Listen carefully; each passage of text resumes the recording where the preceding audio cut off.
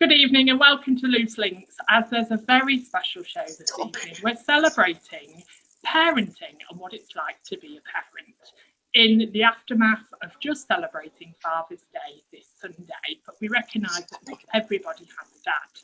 So we talk about, do I think what is good for my child is what is best for my child, and is there a difference? Do you feel like you have to be your child's best friend as well as a parent? And we finish on if you had to describe the person next to you, what would you say? All that's on tonight's show.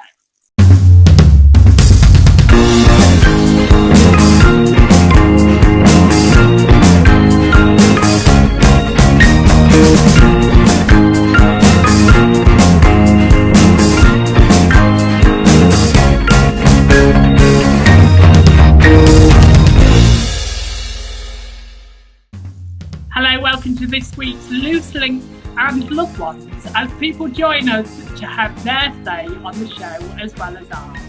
So joining me, Nicholas James, is Claire Brownie May. Hello. And joining me on the sofa, I'm with my mummy, Joy. Hi. Hi, Joy. And we also have Rachel Petty. Welcome. Hello. And joining me is Taylor Harwood, my son's partner. Hi. Hi, Taylor. And joining me, I'm a little bit nervous about it, but it's my mum, Jane Wood. Hi. As we discuss lots of things about parenting tonight, so make sure you stay tuned because it's set to be a good show. Good evening, panel. Good evening. Hi. How are you all doing? Are you all right? We are. Thanks. I'm quite afraid of what might actually come out of this show. I might never come on camera again. But we'll see how it goes as we celebrate being a parent. So we've got loved ones on tonight. So they have their say as well as the panel have theirs. But let's start on last week's show. We'll discuss the polls that were set and your answers to it. So the first poll was, should litter bugging be fined and persecuted? 100% of you said yes. The second poll was, with Lincoln Christmas Market set to go ahead this year, would it be a good idea to increase the area and come downhill to the city centre so to help with social distancing? 80% of you said yes and 20% of you said no. And the final poll is, it has been said that the pandemic created a familiar front line for the NHS staff, like the military. When we go to war, do you agree that the NHS have adapted and coped well through these seriously difficult times? 91% of you said yes and 9% of you said no. Remember to keep voting on our polls, because your say is just as important as ours. Here we go. Good evening, panel, as we discuss parenting and sharing the roles between each other. And let's see if we agree as parent and son and parents and daughter-in-law and mother and daughter. Let's see how we go this evening. So my first question to you, panel, is do you think what is good for my child is what's best for my child? Do you think there's a difference between them both, Claire? There is a difference, yeah, because what I think might be good for my child might not be best. You know, everybody's individual and everybody thinks differently. I mean, I have two children, and I think what might be good for one might not be best for the other. Do you know what I mean? Yeah. And do you think we have to adapt as that for different children, or do we keep all children the same? Do you think that we need to adapt to every child? Do you think what's best for our child and what's good for our child may different between different children? What do you think, Rachel? Well, every child is a different character, don't they? So, and sometimes they adapt and cope differently with different situations. So, yeah, I think you always want what's best for them, but it's not necessarily is always good. You just have to, go with the flow really. And that's my saying all the time, go with the flow. I like a nice, happy household. I've always liked a nice, happy household. And so I used to let them do what they wanted to do to a certain degree to show their character and their spirit. But then when it got a little bit dangerous, we had to step in. It got dangerous really. But do you agree with what she's saying, Taylor? Well, yeah, they're both very spirited. My two, yeah. In a good way. Do you think it's hard to adapt to that? If you had somebody that came into your house, say Claire, and said to you, actually, they're a close friend of yours. They're not just an acquaintance, they're somebody that knows you really well. Like your mum, for example. Your mum comes into your house and says, I don't like how you handle that, Claire. Do you think you would take that on board, or do you think you would be, well, I'm a parent, this is how I do it? No, that actually has happened before, hasn't it? That has actually happened before. And I do take it on board, but it's very difficult when, if you have got the support there, so someone is giving you advice, but the person who the advice is for, like the daughter or the son, it just flies over their head. You know what I mean? But no, me and my mum have had that before. And I've had it from a friend as well, a good friend who's given me some advice. And it is hard to listen to, but I have taken it on board. But it's just difficult because what they say is I've made that bed, so I've got to lie in it. But it's really difficult when you're doing the same thing over and over again to change the habit, to get out of that situation. Definitely. And if you found it hard as a parent to tell Claire those serious things, to say, actually, I don't like the way you handled that? Claire, out of my children, has been the easiest one to handle anyhow. So whatever I say, she's always, or almost always, done as I've said and listened to my advice and done it. She's really good. Oh, that's sweet. Do you think being brought up the same way, say like you've got more than one kid, being brought up the same way, do you feel that children still can be very different to one another, even though they've had the same upbringing, the same treatment and all of that? Do you think children can almost be like chalk and cheese? Crikey, yeah. Yeah. Definitely. So are your children a bit like that, Taylor? Are your children very different, or are they quite similar? Yeah, my kids are the polar opposite of each other, thoroughly. And they're only, even as babies, even up until 12 weeks old, they were completely different. What do you think? Do you think me and Katie are Katie's my sister. Hi, if you're watching this evening. I bet she's not, but hi. Do you think me and Katie are very polar opposites to each other? Do you think we've had the same upbringing? We've had the same upbringing, but you like talking to. What's if you had to describe Katie as a person, how would you describe her? What would you say about her? She's quiet, like you've got the gift of the gab. She's very inward, where he speaks to anybody. She doesn't. Okay, I'm going now. Bye. It's a good job. He does have the gift of the gab. Well, the thing is, I feel I'm a bit more. I don't know if you agree. I feel like I'm a bit more of a social butterfly than my sister. Definitely. My sister's quite a home bird, isn't she? She's not a very good mixer. No. But do you think we get that from our parents? Do you think that we adapt that from our parents? So if you think, when you look at your children, I would say my mum, you're quite a social butterfly, aren't you? But you're not as much as a social butterfly than I am. You're more of a home bird. Yeah. But do you think we get that from growing up? And do you think almost if we don't want to be like that, we've sort of got to break the mould a little bit? What do you think about that, Claire? Well, going back to siblings, I mean, when we were growing up, there was 2 girls and 2 boys, and we had a stepbrother as well. So at weekends there was 3 boys, 2 girls, and I was the middle one. But all 5 of us were all different, you know, totally got different personalities. And still today we've all, you know, all grown up and moved on, but we're all different in every way. You know, my sister, even though we may look alike, well, a bit like Laurel and Hardy, I'm the bigger one and she's the nice slim one, but, you know, yeah, I think, we're all different.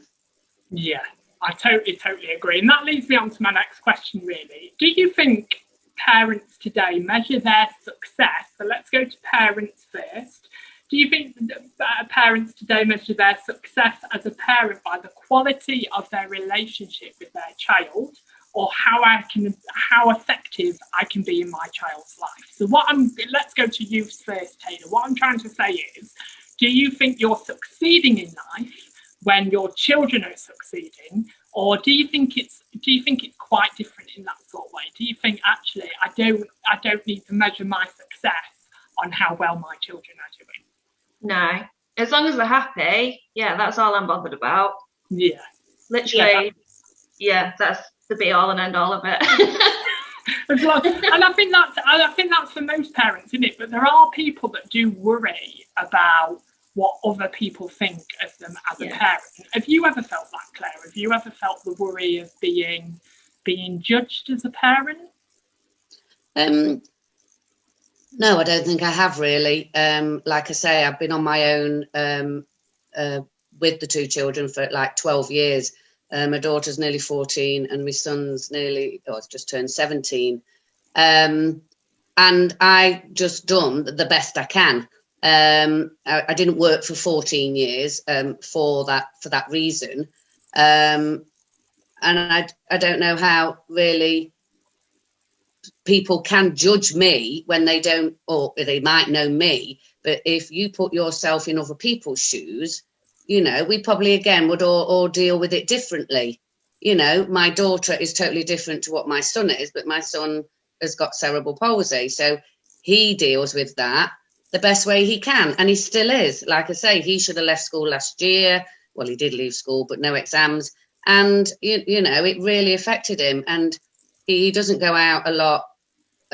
He's not working or further education because he hated school, you know. And if people judge me for that, well, judge me, but you haven't been in my shoes and you don't see my son when he's having anxiety or, you know, he's suffering mentally through day-to-day life. And I think that's with everybody, unless you've been in someone's shoes. And again, everybody's shoes are different. We're all different sizes. So, you know, yeah, if you want your opinion, have it, but don't tell me what is right and what is wrong, because they don't know. Definitely, and I definitely agree. And I think when your parents and when your grandparents, so we'll talk about grandparents on the panel at the moment. Do you think it was easier the second time around being a grandparent than being a parent to a child?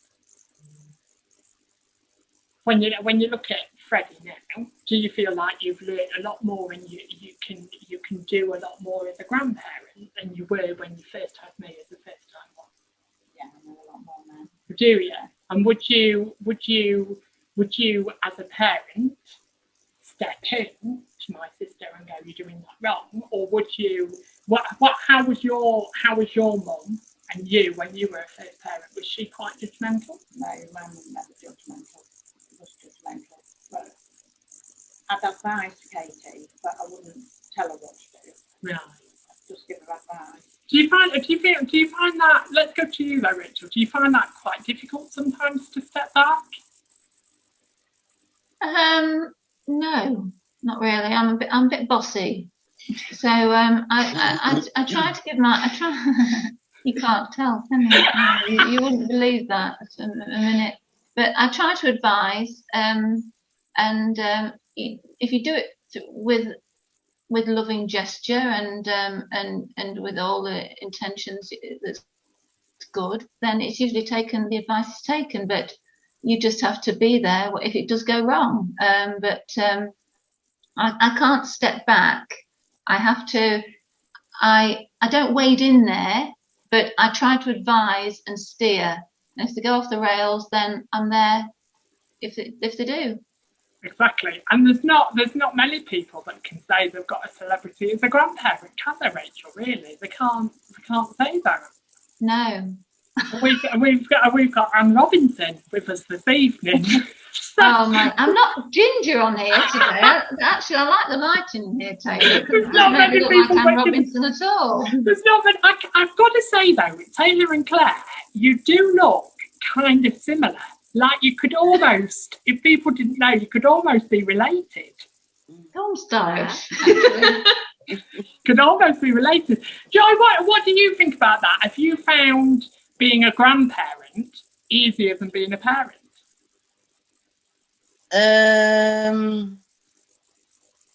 No, not for me personally, because the way I brought my children up are different to the way the children are bringing their children up. So a lot of the time I have to keep my mouth shut. And on the odd occasion when I have had to say anything, it just causes troubles. And I find it very difficult to have guided them that way, which is my way, when they want to do it their way, if you understand what I mean. Yeah, exactly. Have you felt like that? Have you, so you felt you haven't felt like there's not been tension between you and Katie as parents, or pressures or anything like that? There's been tension between Katie and you. Yeah. Yeah. Yeah. Yeah. That's the end of that conversation. That's the end of that.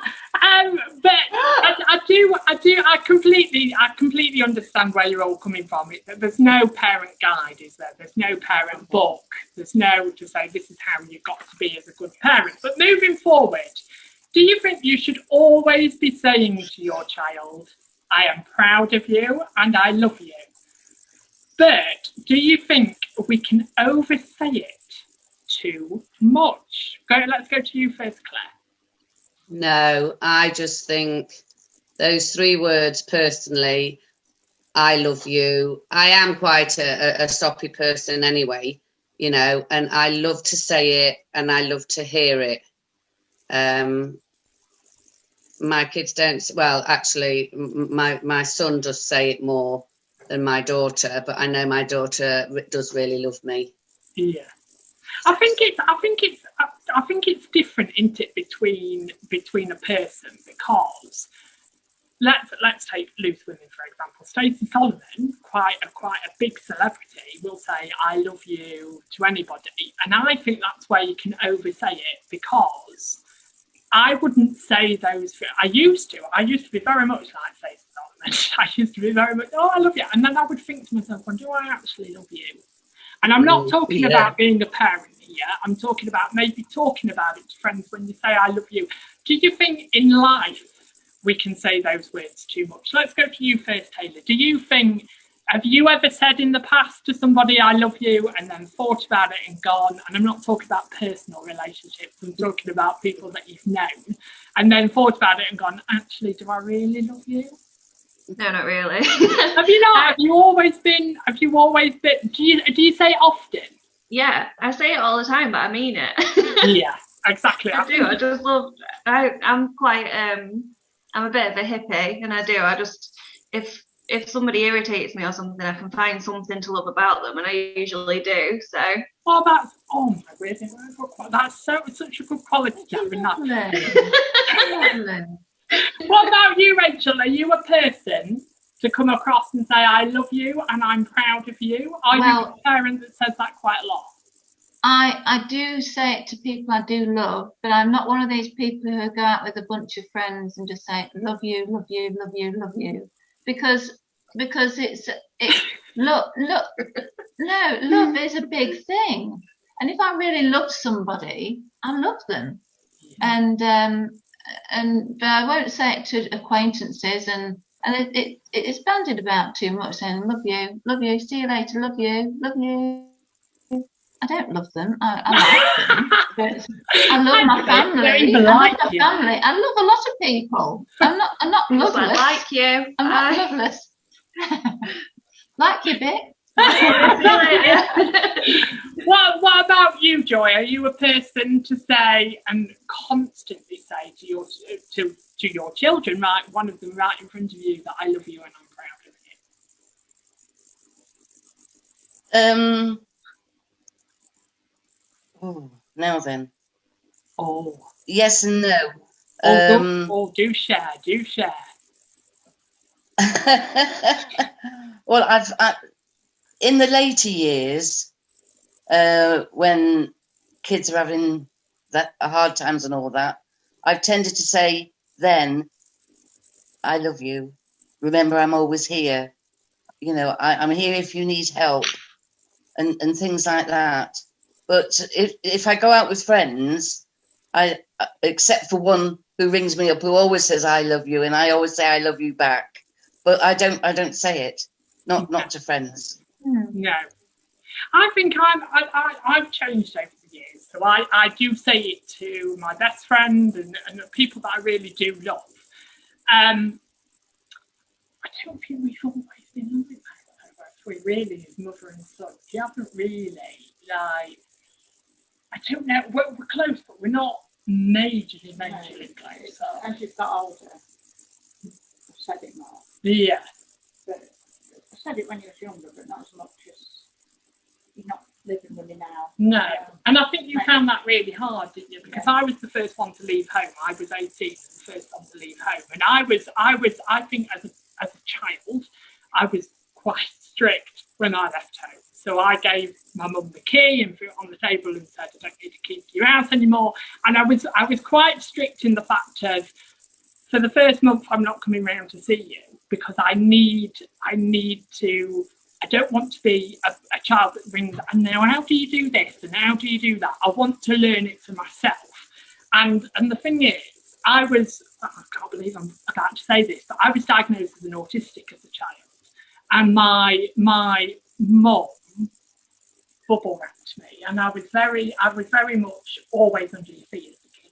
You was, but as you got a bit older, I made you go out and not live horribly, but made you go and mix with my friends' children and go and play out. But you never used to go play out much. Play is a very different word to me nowadays. Well, I've got to say that play is a very different word to me. But the thing is, I think because I changed and developed as an adult, and I think I almost became like this fake to begin with. Fake it till you make it, that sort of saying on socialising and stuff like that. You found it then very difficult, and I still think you find it very difficult at the age of 50 to let me go, to let me fly. It's hard letting any children go. Yeah. But I think Katie needs you more than I need you. Well, and that's always been the case, really. I think Katie's needed you a lot more in her. Sounds bloody horrible, don't I? There's a lot to be proud of there, though. Yeah, go on, Rachel. There's a lot to be proud of there, I think. Yeah. You know, you went out on your own and at quite a young age, but it's quite 18. It's not old, is it? Ironing, cooking, cleaning. Yeah, and I don't send that. You know, people send their washing home to their parents and stuff like that. I just don't do it. Did you ever do that as a child, Claire? Did you ever leave home and still go home to your mum's cooking? You did. The cooking every Sunday. Hold on, it's I was like all the time. If I needed her from a washing, like if my washing machine had broke, then yeah. Or if I was coming over, because of course I lived in Mansfield as well at the time when I moved to Mansfield. My mum lived in Lincoln, so you know, when I came over to see her, cook for me. You know, here's some washing, mum. You know, you gotta just let them feel wanted. I'm here, mum, but so's my washing. Where's my tea? We do apologise for the technology tonight. Claire, you're freezing a little bit, so we do apologise for the technology. It's just the text, so please bear with us as we get through the show. But she is still with us. She is still there. So, moving on then. Do you think you need to be your child's friend as well as their parent? Let's go to you first, Rachel. What do you think? I don't think you can be in the early years, but I think as they grow older, you become their friend, hopefully. But I don't think you can be their friend when they're younger, because can you imagine? It would be a riot, wouldn't it? Really, it wouldn't have been in my household. I took my mum into town once when I was 19, 20. Never again. We won't talk about that story, but never again. What about you, Taylor? Do you feel like you need to be your children? How old are your children, by the way, Taylor? 3 and 6. Do you feel you need to be their friend as well as their parent? No. I mean, I'll always be there and laugh and joke with them and things, but I think I need to be their structure, because it is just me, pretty much. And no, I think they need to see me as somebody who's head of the house that they can come to, but also kind of arranges everything and tells them what's what, because they need that structure. But it's just so that they're happy and can have nice lives, to the point where when we are friends, we're best friends. Yeah. But, you know, I need to get them raised and happy first. That sounds like my son doesn't do anything, because my son isn't the father. That is Taylor's partner. So he's not the father. I just thought I'd clear that up. I just said my son's partner's here, and then Taylor says I'm on my own. So it was like no. There's different. So I think relationships with parents can be quite challenging at times, especially as you get older. What I wanted to briefly talk about is that as a resilience, I've talked a lot about mental health in the past, and this is a subject just for you really. But I've talked about mental health in the past, and I've suffered greatly. But in 2012, I was in a violent relationship, a violent marriage, that just didn't turn out to be the best. Now, I'm not prepared to say what the name actually was, but I wasn't born Nicholas James. I was obviously my mum's name now, which is Ward. So if there's a bit of confusion out there of, hold on a minute, they haven't got the same surname, what's going on? I wanted to clear that up, but it's because I needed to change my name for protection, even though I'm all over social media now. But I needed to change my name for protection back then. But how did you feel as a parent when I came to you and said, under guidance, my name needs to be changed?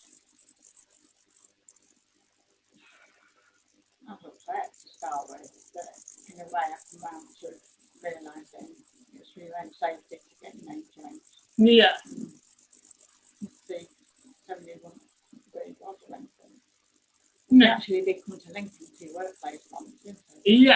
Yeah. So there was a lot of, and to make it a little bit easier, I won't say which name it was, but I've still got one of my original names that I did as a, but I still have to go at my mum, because I'll go around to my mum's house and she'll call me that name, and I'll go, I'm not that name anymore. Can you stop calling me it? But yeah, so that was, and I think sometimes I think you can clash sometimes, can't you? When a child makes a decision on their own, this is what I'm going to do going forward.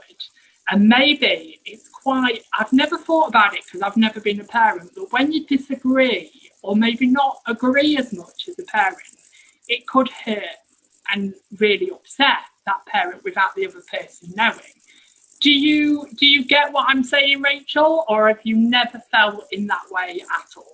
Oh, lots of times. But the thing is, a child doesn't know what a parent's going through until they become a parent themselves. And there's lots of times when I've been upset by the decisions my children have made, but not severely. you just have to be there all the time for them, and you know, if it goes wrong. But luckily enough, like my son Adam, he's found Taylor, and she's probably been the best thing that ever happened to him. And my daughter has got a wonderful partner herself, and she's got a little boy.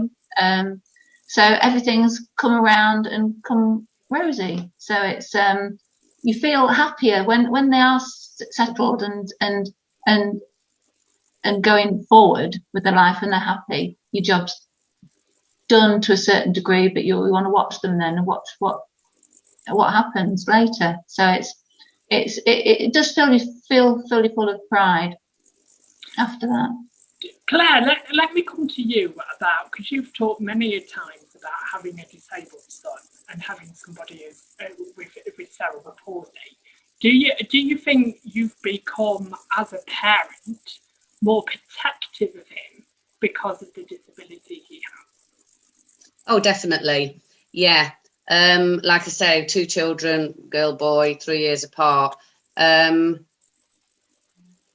it has been difficult because of peer pressure at school and things like that. And you want to protect them. And especially, wasn't so bad when he was in primary school, because I would go in, pick him up, and vice versa, in and out. But when he went to secondary school, I would just drop him off, and as in just literally in the car park, and off he'd go. But you're not there then. And I didn't see any of the teachers, whereas in primary school you can go in and you could talk to them.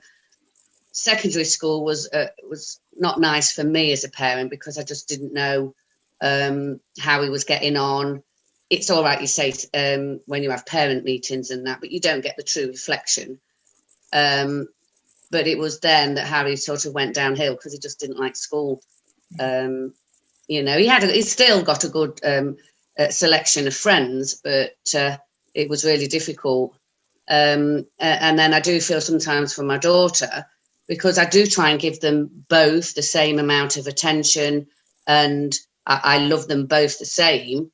But like sometimes my daughter will say, well, why do I have to do this? Because he don't have to do this. Or why do I have to bring my pots down? Because he don't. And why? And I says, because he can't, you know, and that's why we have got to be there for him, to help him, you know. But deep down, they do love each other. Like I love my brothers when I was growing up, love to hate type of thing. But yeah, it's difficult, but you do the best. That's all you can do, you know. And you try and loosen the strings as they're getting older, the apron strings. But it's really hard, you know, and especially when he has got, you know, issues.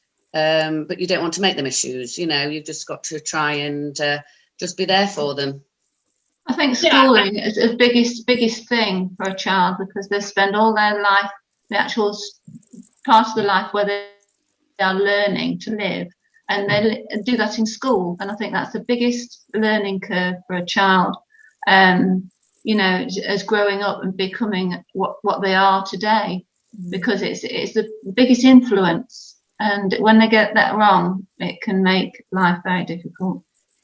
And I think it's that pushing period, isn't it? That pushing your child to do that little bit more. That, like, I used to be, you're going to hate this, I used to be a very, very shy child, and I didn't like rides, and I didn't like anything like that ever.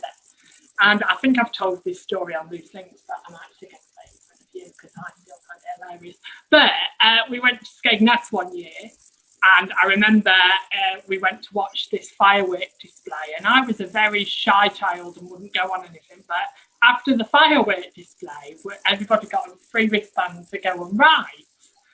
And my mum was sat there, and there was this tiny ghost train that was not very big at all. And my mum must have spent 35 to 40 minutes stood beside this ride going, just go on it. I'll go on it with you. Just go on it. So I finally built up the courage to go on this ghost train, and I sat there and I was like, I'll be all right with mum. Yeah, you'll be fine. I'll be all right with mum.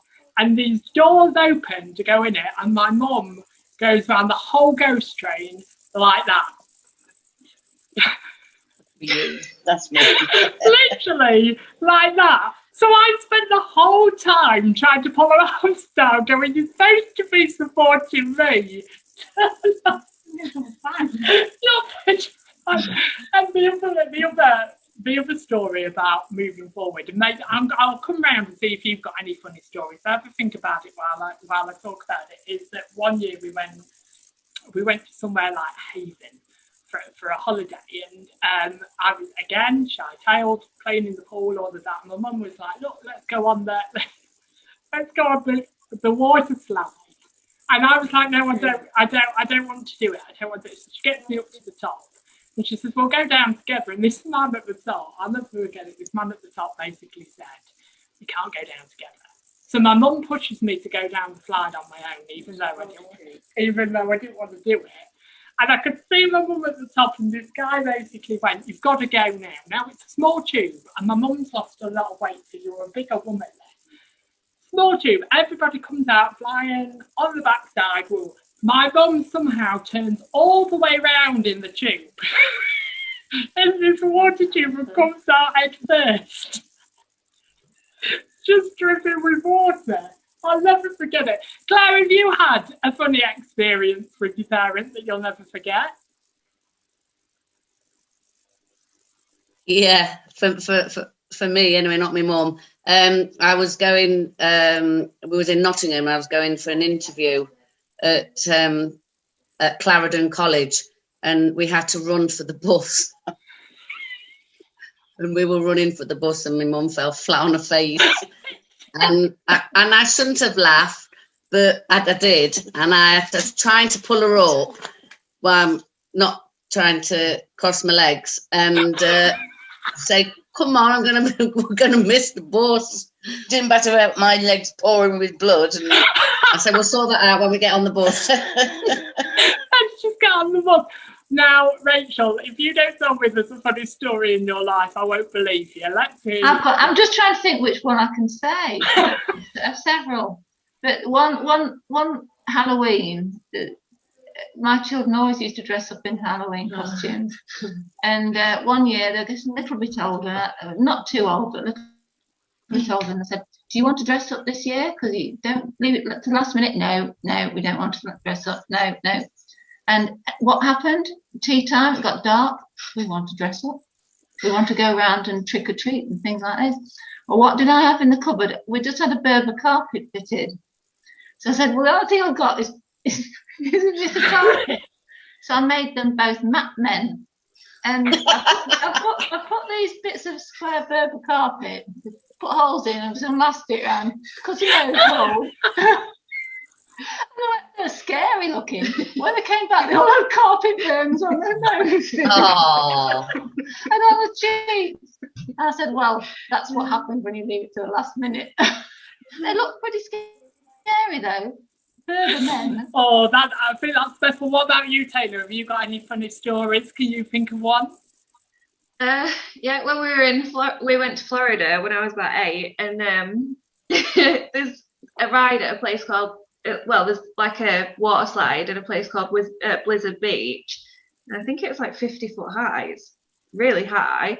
And they say when you're going down it, keep your legs closed and like put your hands over your chest. Stop it. So my mum was up there and she was absolutely terrified. And they're like, keep your legs closed. But as soon as she went, she was so traumatized that she flung her legs open and she gave herself an enema on the way down.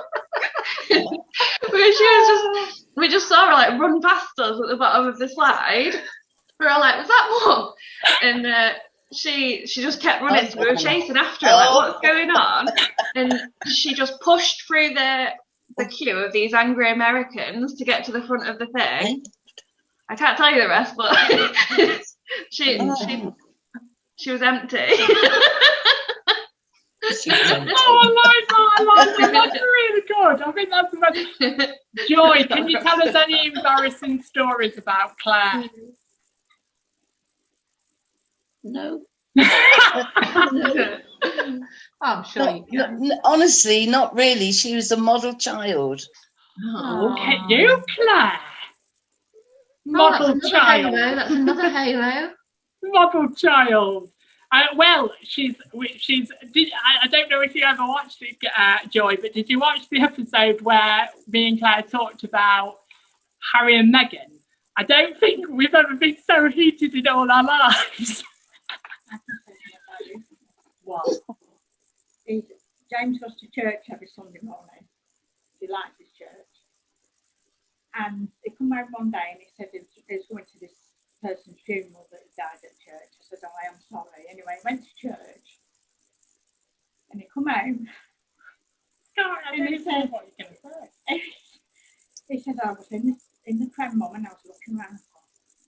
Oh, It was in one funeral. It's gone into the person's funeral. Oh, And the person that was being buried, he knew was after. So I just went out the crematorium, walked all the way round, and went back again.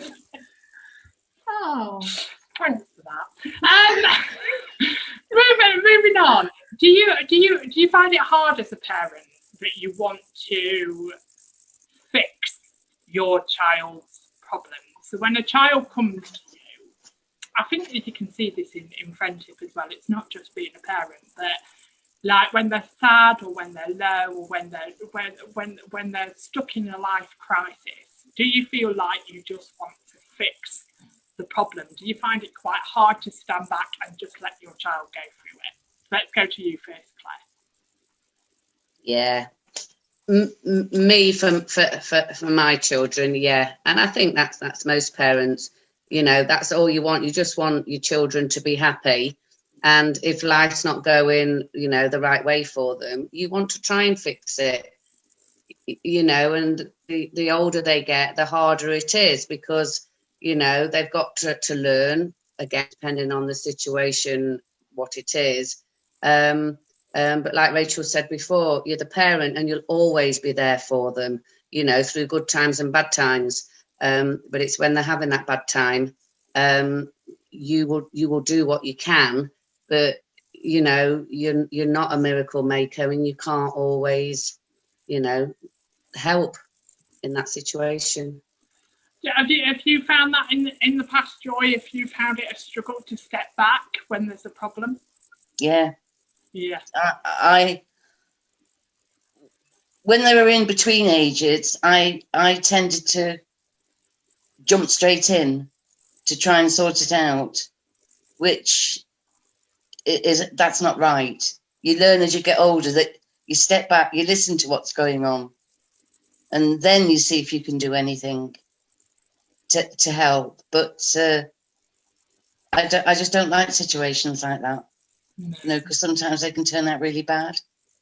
Yeah, it's difficult, isn't it? And have you found it challenging in the past when I've maybe, because I'm not very good at, because I said we're close, but we're not majorly close. I haven't always come to my mum when the problem is there. I've come to my mum after the problem has happened and I've dealt with it. And have you found that sometimes quite hurtful that I haven't come to you in the first place and said, this is what's going on? I have, but then again, you've got to learn yourself, haven't you, sort of things out. Yeah. And, you know, as much as you'd love to help, you've got to stand back a bit and let you do. Who do you think you were more like when you were a child? Was you more like my sister or was you more like me? That's what you always was. Do you think I was like your sister, I was a tomboy. You were a tomboy.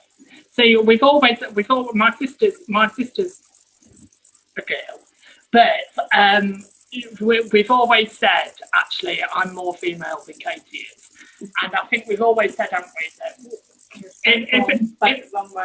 if there was a given choice, I would, because Katie was down at the park playing football and climbing trees, and I was at home playing with Barbie dolls.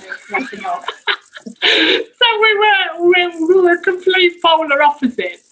Do you think, Taylor, as quite not a brand new mum, but as a mum, you found it difficult to not always try and fix stuff?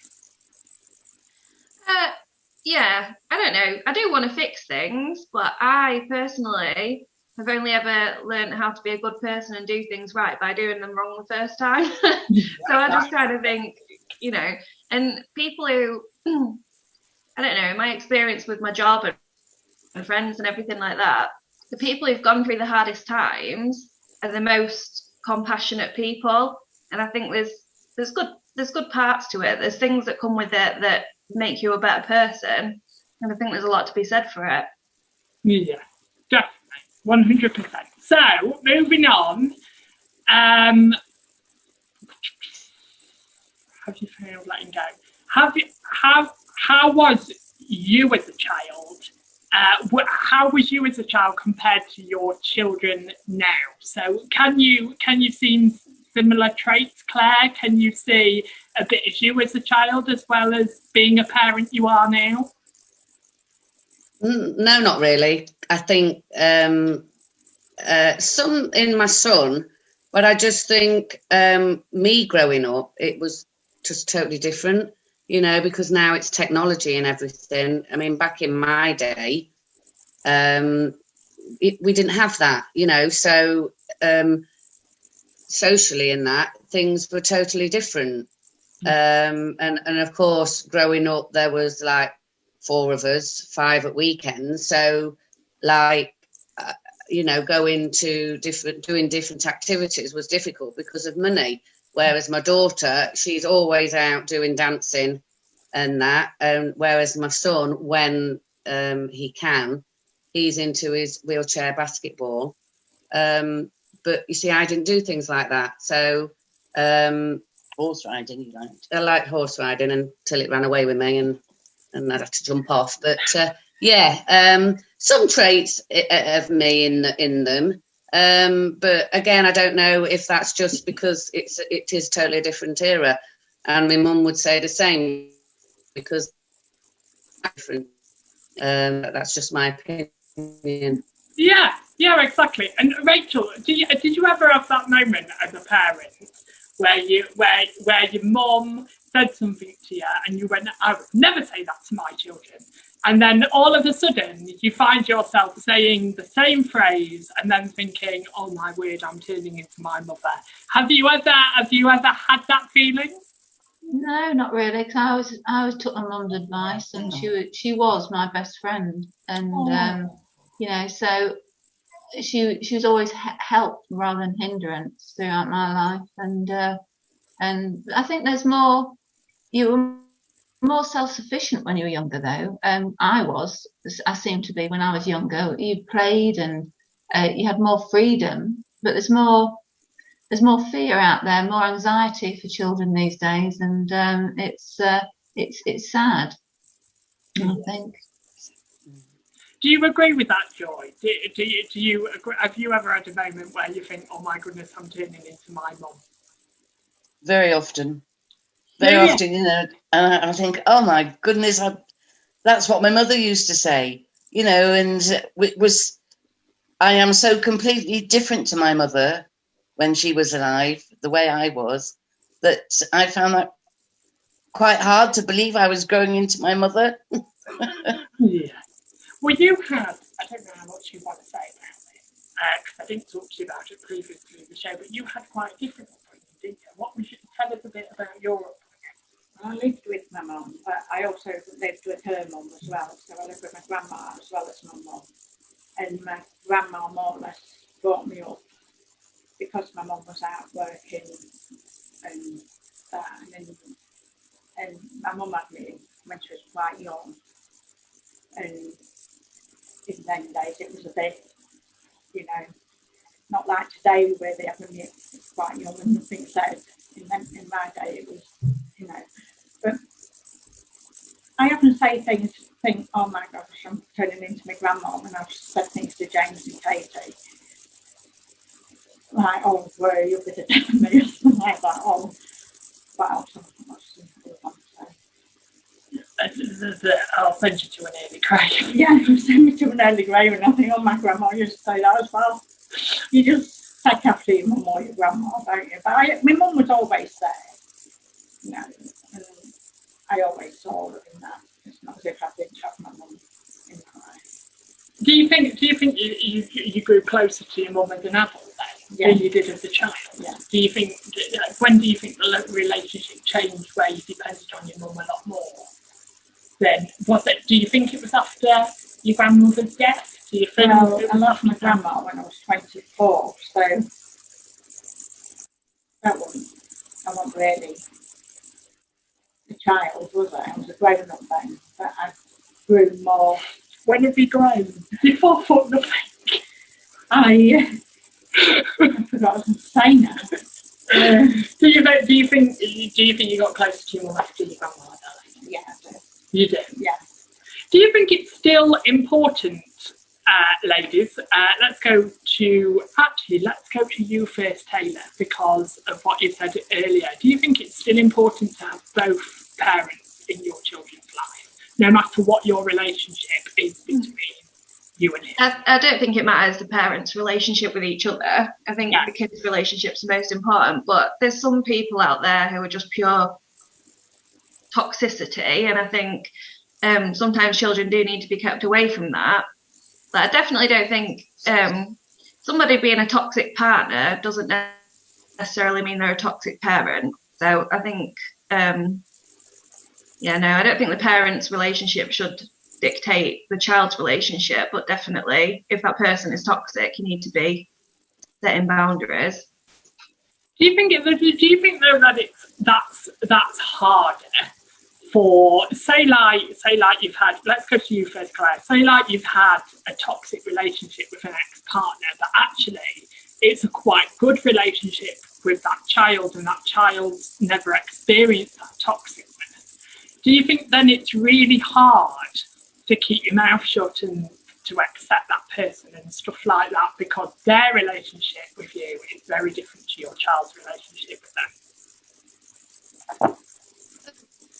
Well, like I say, I've been split up from the kid's dad now for 12 years, but it was no fault of the children. I mean, my daughter was less than 1 and my son was nearly 4. And I don't think it would have been fair for me to not have let him into their life. But it wasn't toxic, so that's really difficult, you know. So for me, I've been amicable throughout, and because of Harry's disability, Harry felt more comfortable at home because he had everything around him. Growing up, even more so now he's 17, his room's just all decked out as though he was a YouTuber.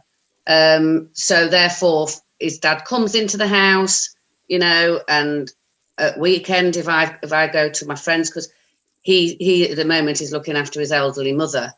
So therefore, if I've got the chance to go away, he will come into my home and stay with the kids while I go out. So, you know, the relationship with the children and him is great, but I'd never go back. And the kids always come first, always have. Exactly. But through that time of breaking up, Claire, there must have been a part of you that was kind of heartbroken at one point.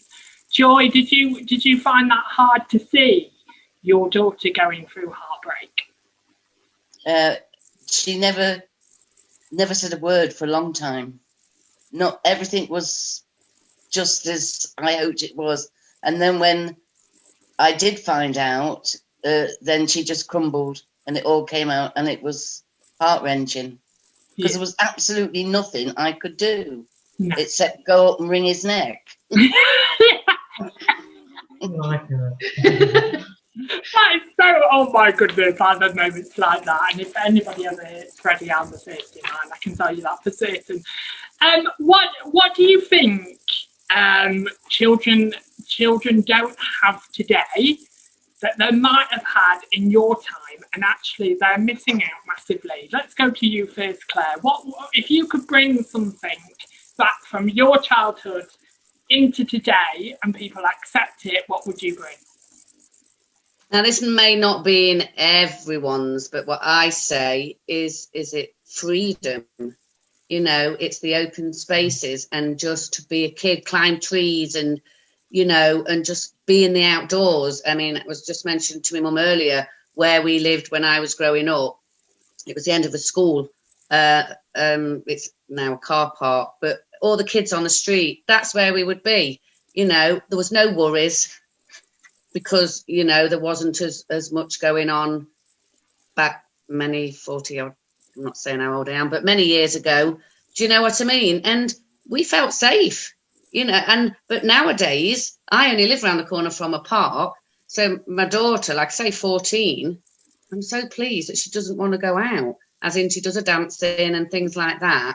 And I just wish that there was not, you just can't, like the internet, for instance, you know, that's what children do nowadays. And it's not safe. You know, all the time while I'm at school, we're doing cyberbullying and all things like that. Yeah. Because, you know, even though they're not going out with their friends, doesn't mean that they're still not being picked on or things like that. No. So freedom for me, freedom as in the good old outdoors without being worried for them. That's a good answer. I quite like that. I would never have come up with that. What about you, Rachel? If you could bring something forward from your time into now as children, what would you bring? From my time, Nick, what era do you think I am? My time. I'm not saying a word. I'm not going to say a word. My mother grew up in 1966, so don't worry about it. You're quite fine. That's a good job. I've got a sense of humour. I was saying to Taylor earlier, and my friend, I was saying that we used to play tig around the garages, where, you know, like Claire was saying, freedom. I think there was always that those dangers always lurking there, but you didn't hear about them as such because children were shielded from everything, really. You didn't see it on the television. Everything was that you didn't see things on TV like you do now. Children were allowed to be children. But I used to be out for ages until it started to get dark, and then I knew I was to go home. But it was just down the jitty, around the garages. We used to play tig. We had to get to number 7 garage before we got touched, and tigged and what have you. But I used to gauge how much fun I was having before I wet myself, because I would go in. I was trying to go for a wee, and I thought, I'm enjoying myself too much. I'm not going in. Oh, you've been enjoying yourself again, Rachel. You've weighed yourself, haven't you? Yeah, but there you go. What a life I had. So you never know, when we finally do our Loose Lincs live, then if there's suddenly a wet patch on the floor, I know where it's coming from. I'm going out of it now, Nick.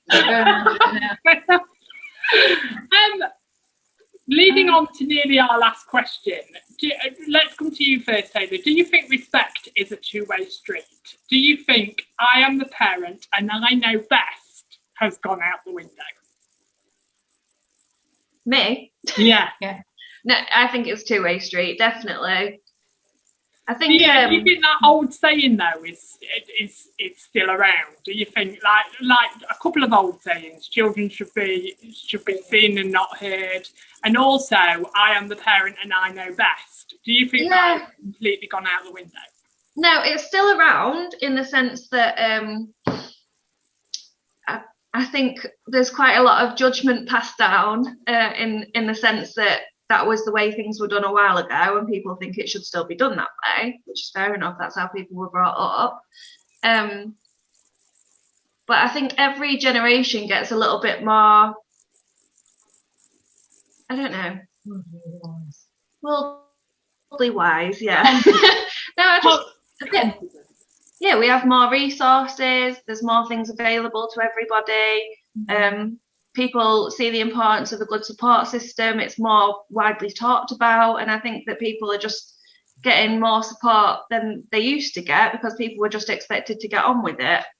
And I think in turn it's made things a bit easier for everybody, which means that you don't have to be an iron fist anymore. You can kind of be not their friend, but more, you don't have to do everything that way anymore. Things can be a bit more relaxed. Exactly. And do you agree with that, Claire? Especially working in a school and your job, do you think children nowadays have more of a voice than maybe they would have had 10 years ago?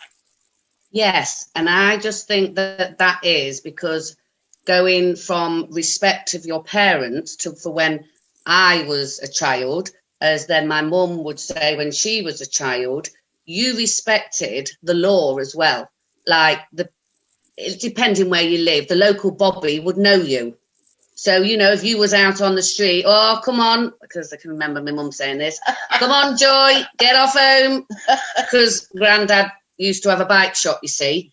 And, of course, everybody knew her. So when she was, like, playing truant or whatever she did, because she was, I'm totally not like my mum in that respect. Goody two. No, they're not goody-goody, just not naughty like your mother. Not a devil like mum. Yeah, I just think everything's different because in schools they know that you can't get the ruler. I'm not saying it was right, can't get the slipper. You know what they did years ago? There's no discipline. No. The discipline has gone. So I think then the kids are more unruly to parents, some of them, not all of them, because they go to school and there's no discipline for them, and out in public, you know, rioting and things like that, they've just got no respect for anyone. No. What do you think about that, Rachel? Let's just come to you. Do you agree? Well, no respect. Well, Yeah. I think it's brought down from your family, really. You know, respect is definitely a two-way street, and you know, my mother and father always taught us respect, even though we had a different relationship with my father than we did with my mum. My dad was always meticulous and he thought right and wrong. He never had any grey area. My mum was always the pacifier and the peacemaker. But my brother and I have both grown up differently, but we've both grown up with mutual respect for each other. And he's a wonderful brother. He looks after me, and I try to look after him. And I think with his own children and with my children, hopefully it's travelled down with the family. So yeah, respect is a big thing. So, parents, daughter-in-laws, grandparents, I'm about to put you on the spot now as our very last question enters for tonight's episode. I'll come to you last because I'm dreading to think what you might say. But let's go to you first, Joy. If you had to describe the person next to you to somebody that didn't know her at all, what would you say? I would say, can I introduce you to my daughter? She's the most wonderful child. Note that she's a child there, not a little bit. She's very, very helpful with her younger brother and sister. She never gives me any cheek. She's just marvellous. Absolutely okay, marvellous. that brings us to the end of the show. Claire, let's go to you. If you went into school tomorrow and said, describe your mother to me, Claire, what would you say? My mum to me is and has been my best friend. And I've always, because when we was growing up, my stepdad at the time didn't like going out. So I was always my mum's plus one. So I've been everywhere with my mum, you know, I've seen all her antics, everything. but like you say, as a friend, you know, and as I say, I do live 20 miles away, and it's been really difficult growing up with the children, you know, when I needed her support. And because she couldn't drive, it was really difficult. But I would be lost without my mum because I love her to bits. And you only ever get one mum, and she's my mum, and I love her. Oh, how sweet is that? Right, Rachel, if you had to describe Taylor as a daughter-in-law to somebody, what would you say? Firstly, I'd say, sorry, I'm a little bit, I just heard the mum bit with Claire and the mum. Just got a bit emotion. Oh, that's fine. That's fine. Well, my mum was my best friend, but I'm so pleased that my son has finally found somebody like Taylor. She's beautiful, she's vibrant, she's strong, courageous, and she's got a good head on those shoulders. And I love you, Taylor. I love you. Oh, I love you as well. Kiss, kiss. Oh, we're dead look around it. Not doing it. Not doing it. Give her a cuddle. Give her a cuddle, Nick. Taylor, if you had to describe Rachel as a person, apart from being the famous Anne Robinson, how would you describe Rachel as a person? Be nice. She is one of the most welcoming, tolerant, and kind people. She's always doing everything for everybody else and putting other people first, maybe more than she should. But her heart's absolutely golden. She's one of the best people I've ever met. Oh, how nice is that? We're all going to cry at the end of this episode. We're all going to be filled with tears. We're all just going to be covered in tears, but it's good. It's good. It's a good way. How I would describe it is that as a don't cry. As a person, you've gone through a hell of a lot as a child, and as an adult, and as a parent. And I think as years have gone on, you've developed and become more of a parent to me as an adult than I was maybe as a child. And I think that you're a miracle maker, because honestly, you've done it. You've gone through quite a lot, and you've dealt with it, and you've coped with it. And actually, you should be very proud of yourself. Oh. If you have to remember, I'm on every week, so please be careful on what you say. But if you had to describe me as a person to somebody that had never met me, what would you say? Kind, very kind, helpful when I can catch you in, because you're never at home. You're always out helping somebody or doing something for somebody. Oh, thank you very much. That's very kind of you. Right, let's all stop this emotional stuff now, because I don't like it no more. Let's just stop it. Let's just plug it in. That brings us to the end of this week's Loose Links. Thank you for joining us this week. Polls will be up on parenting and stuff that we've discussed in this show, so you can have your vote too. Also, there might be a post up this week of sharing you and your special person in your life. That doesn't need to be your parent or even your child, but somebody that you turn to that's special. Share on social media, and we will maybe even share on the show to give them a bit of a shout out. But can you thank my panel for this evening? It sounds like Claire's been looking after her mum more than mum's been looking after Claire. So can you thank them both this evening for joining me, Claire, Brian, Ray and Joy on the panel? And what Taylor's made sure, and she's been looking out for, is there's no wet patch on the kitchen floor, just to make sure Rachel isn't having too much fun. But can you thank Rachel and Taylor as well on our panel? And she's 4 foot nothing, so I'm quite surprised she's even fitted in the camera. But can you thank my mum for this evening for joining us on the panel? Join us next week, where there's a lot more conversation, a lot more chat, and a bit of news to tell you as well. But make sure you tune in next week. Thank you for being with us. Thank you for letting us keep you entertained this Tuesday evening. We'll see you same time, same place.